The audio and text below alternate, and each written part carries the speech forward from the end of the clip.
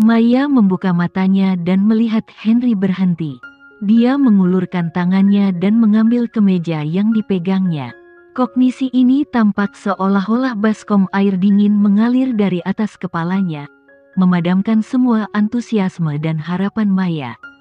Ternyata semuanya adalah ilusi dan hasratnya sendiri.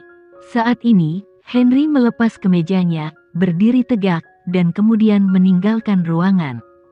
Maya menggigit bibir merahnya dengan giginya. Air mata sudah mengalir di matanya.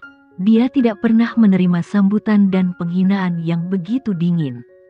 Maya menemukan Risti dengan wajah sedih. Dia memeluk Risti dan menangis. Risti hanya memiliki seorang putri, Maya. Dia belum pernah melihat Maya menangis seperti ini, dan dia cepat merasa tertekan. Maya, ada apa? Apa yang terjadi? Kamu bisa memberitahu ibu dengan cepat. Dengan air mata di wajah Maya, dia tersedak. Bu, Henry akan putus denganku. Dia tidak menginginkanku. Ekspresi Risti berubah.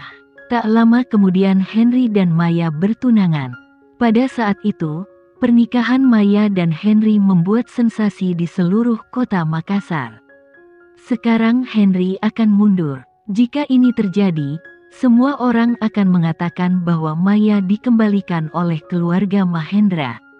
Ditinggalkan, maka Maya akan menjadi lelucon seluruh ibu kota Makassar, dan akan ditunjukkan oleh orang lain seumur hidup. Ibu, itu semua karena Amelia. Henry terpesona oleh Amelia. Aku benci Amelia.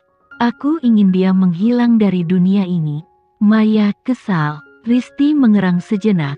Dia merindukan malam ini, dan Amelia melarikan diri. Namun, Amelia benar-benar ingin menghilang dari dunia ini. Risti memikirkan sesuatu. Dia menyentuh kepala Maya dan berkata, Maya, lupa memberitahumu kabar baik. Kakakmu yang bebas sudah kembali. Davin kembali. Maya dengan cepat menghapus air matanya, dan mulutnya menjadi terguncang. Saudara Davin mau pulang? Di antara keturunan keluarga Sunarto, Tuan Sunarto sangat berbakat dalam pengobatan, tetapi Davin lebih muda. Dia pandai racun sejak dia masih kecil, dan hampir memiliki bakat untuk racun. Maya takut pada Davin ketika dia masih kecil, karena tubuh Davin sangat jahat, dan dia juga memiliki mata seperti kalajengking. Siapapun yang ditatapnya akan digigit seperti ular berbisa. Tuan Sunarto mengabdikan semua usahanya untuk cucu ini. Davin tidak dapat mundur beberapa tahun yang lalu. Saya mendengar bahwa racunnya telah mencapai titik sihir yang luar biasa. Ibu, apakah saudara Davin benar-benar kembali? Itu bagus. Biarkan Davin datang untuk menangani Amelia ini. Amelia jelas bukan lawan dari Davin. Maya dengan cepat tersenyum bahagia. Risti juga mengangguk.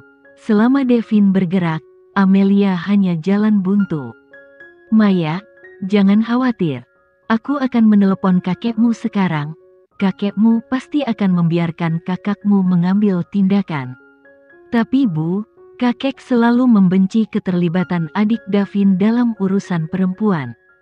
Terakhir kali Sela dimarahi oleh kakek. Kamu ingin kakek setuju? Ini terlalu sulit. Mata Risti berbinar. Kamu tidak perlu khawatir tentang ini. Saya secara alami memiliki cara untuk membujuk kakekmu. Maya, tunggu. Henry akan segera menikahimu. Aku ingin Henry menyewa semua saluran yang datang untuk menikahimu, memberimu pernikahan yang megah, dan menjadikanmu istrinya. Melihat tatapan tegas Risti, tiba-tiba Maya merasa lega. Maya keluar dari kamar. Risti segera mengeluarkan ponselnya dan menelepon Pak Sunarto. Telepon di ujung itu berdering 2 kali dan kemudian terhubung. Suara Tuan Sunarto terdengar. Hei, ayah, Davin sudah kembali, kan? Dia baru saja pulang. Saya biarkan dia beristirahat dengan baik. Nada bicara Tuan Sunarto sangat bangga, teguh dan ceria, dan dia tahu bahwa Sunarto telah melampaui harapannya. Ayah, Aku ingin Davin mengambil tindakan untuk menangani Amelia. Risti langsung menyatakan tujuannya. Nafas Tuan Sunarto tenggelam di ujung sana, dan dia sudah merasa tidak senang. Saya sudah katakan kepadamu, Davin tidak akan berpartisipasi dalam urusan wanita. Ayah, sudah terlambat. Saya menyentuh Amelia di pesta ulang tahun hari ini dan hampir membunuhnya. Wanita tua itu sudah menyelidiki masalah ini, dan dia akan segera dapat menemukannya. Tidak akan ada tempat tinggal di keluarga Aresta setelah itu. Apa, Risti? Kenapa kamu begitu bingung? Apakah kamu lupa bagaimana saya memberitahumu? Kamu harus menjalani hidupmu dalam keluarga Aresta, dan memperlakukan ibu mertuamu, dan kemudian mencari kesempatan untuk kembali dengan Tuan Muda Aresta. Ayah, Risti memotong kata-kata Tuan Sunarto. Tidak ada gunanya. Putri kandung Johan sudah muncul. Dia adalah Amelia. Saat ini, Tuan Sunarto sedang belajar. Dia dengan cepat terdiam ketika mendengar kata-kata Risti. Dia tahu semua hal yang Risti lakukan saat itu. Dia masih membantu Risti. Hanya ada satu hal yang tidak dia ceritakan. Wanita misterius yang masuk ke kamar Johan adalah Dewi. Beberapa tahun yang lalu, keluarga Sunarto bukanlah orang yang terkemuka, tetapi Johan, raja dari keluarga Aresta luar biasa, dan dikenal sebagai putra ibu kota Makassar. Industri keluarga Aresta menjangkau dunia dan menjangkau semua industri. Johan mengabdikan dirinya untuk amal dan mulai membangun industri medis di ibu kota Makassar. Saat itu, Dewi, seorang gadis muda medis jenius, turun dari langit dan tiba-tiba datang ke kota Makassar. Dia memiliki ilusi medis yang mendalam. Saat itu, dia mengagumi Tuan Sunarto ketika dia masih muda. Dia menerima Tuan Sunarto sebagai murid magang utama, dan menuntunnya untuk menciptakan dunia pengobatan Makassar yang makmur. Tuan Sunarto mengikuti Dewi sepanjang jalan dan melihatnya meningkatkan dan melawan monster dengan matanya sendiri. Tuan Sunarto sangat terkesan dengan gadis berusia 20 tahun itu. Kemudian, Dewi cukup bersenang-senang, dan suatu hari dia tiba-tiba berpikir bahwa dia bisa memasuki tahap baru dalam hidupnya, yaitu dia ingin memiliki anak, dan dia ingin menjadi seorang ibu.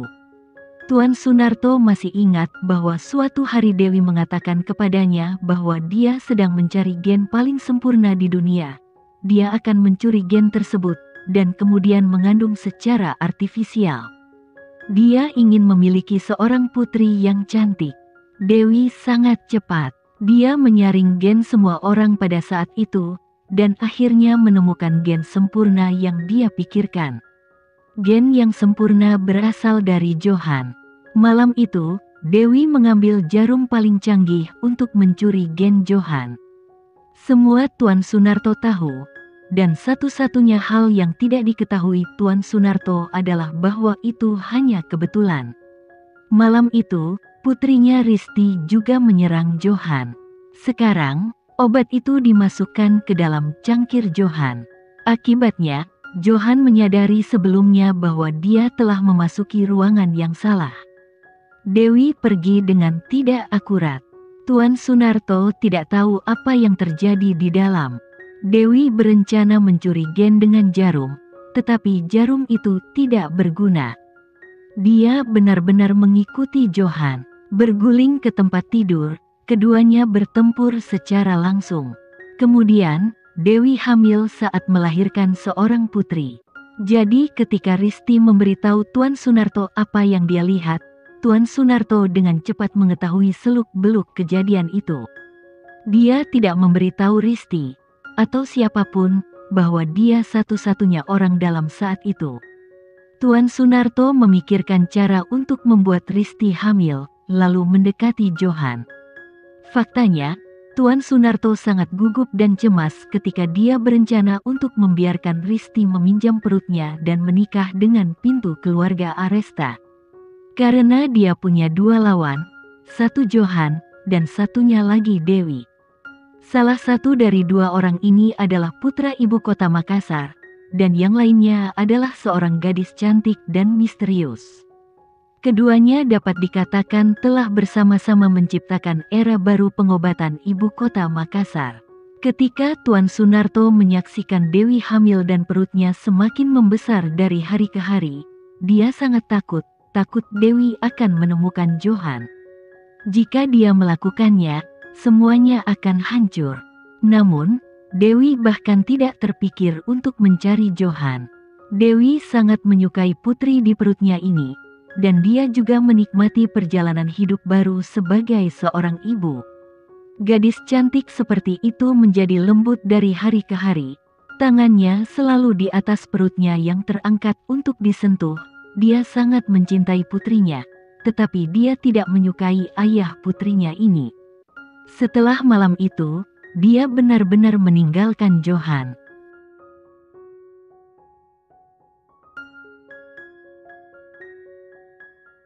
Sekian dulu ya video kali ini, kita lanjutkan lagi videonya di lain waktu. Oh iya, bagaimana menurut kalian? Semoga bisa sedikit menghibur kalian semua. Untuk teman-teman yang baru nonton, jangan lupa subscribe ya, hehehe. Dan kalau teman-teman ada yang ingin gabung langganan, bisa langsung gabung saja untuk dapat fitur yang menarik dan sedikit membantu Mimin. Terima kasih banyak sudah menonton, sampai jumpa lagi, bye.